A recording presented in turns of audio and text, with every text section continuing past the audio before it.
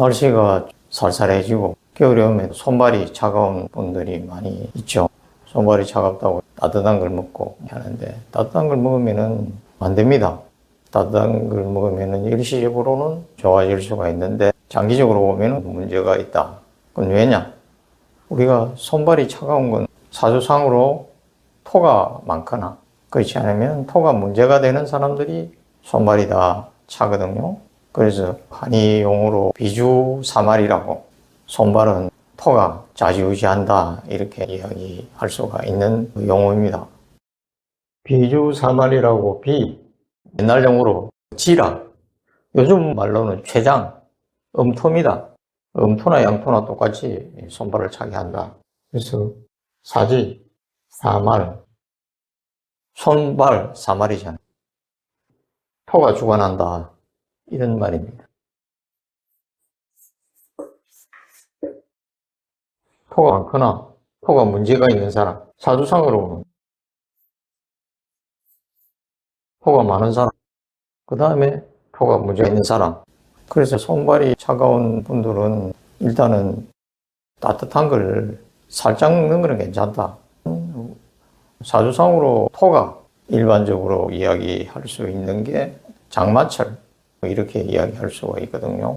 겨울도 되고 봄도 되고 여름도 되고 가을도 되고 그런 것도 있습니다만은 장마철이 대부분을 차지한다.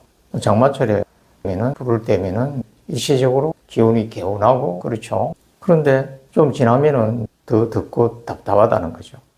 그 손발 차가운데 따뜻한 걸 먹으면은 장마철에 불을 때는 것이 일시적으로는 좋아질 수 있지만은 계속 불을 때면은 여름에 불을 때서 텁텁한 거하고 마찬가지다.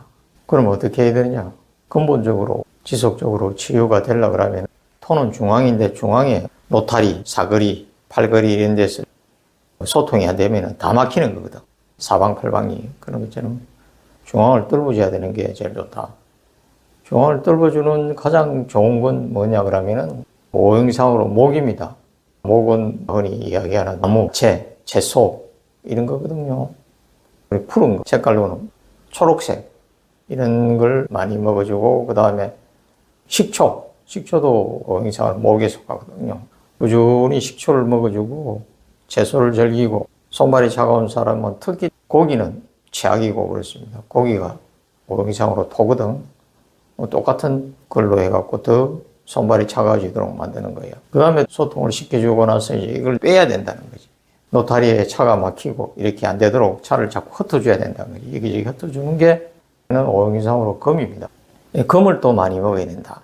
금은 동풍이라든지 여러 가지 건강 강의할 때 목금을 많이 이야기했는데 금은 무, 대표적인 게 무다. 그 다음에 견과류, 돌배. 배는 요즘 사과도 그렇고 너무 많이 변해갖고 원래 성분이 많이 잃었는데 돌배라든지 그냥 배도 돌배만큼은 안 가지만은 그러니까 배, 그 다음에 우엉, 연근 이런 게 금에 속하거든요. 그 다음에 생강도 금에 속하니까 생강물을 따뜻하게 해서 먹으면은 따뜻하게 먹는 효과도 있고 또 그러면서 금의 효과도 있고 하니까 생강물도 괜찮고 꾸준히 드시고 하면은 식약동원이라고 음식은 곧 약이다 하는 말이 있죠. 꾸준히 먹으면 손발 차온 게 해소가 된다. 그래서 너무 따뜻한 걸 먹고 하면 금방 효과가 있을지 모르는데 안 되니까 소통을 시켜야 된다. 그래서 정리를 하자면은 손발 차가운 거는 따뜻한 걸 먹으면 오히려 문제가 될 수 있는 예시가 많고 처음에는 조금 괜찮은 듯 하다가도 그게 축적이 되면 더 안 좋은 걸로 된다. 왜냐하면 결국은 토가 되기 때문에 손발 차가운 자체가 토가 문제가 되기 때문에 그렇다고 한의사에도 나오고 사주상으로도 그렇다는 거죠. 그러니까 그걸 소통시켜줘야 하는데 소통시켜주는 대표적인 오행이 목하고 금이다. 목하고 금인데 목은 푸르고 야채나 이런 거고 식초, 그 다음에 금은 흰거 위주로 무라든지 앞서 이야기했지만 그런 걸 꾸준히 드시면은 나으니까 꼭 그렇게 해서 손발 차가운 분들은 완치를 하시기 바랍니다.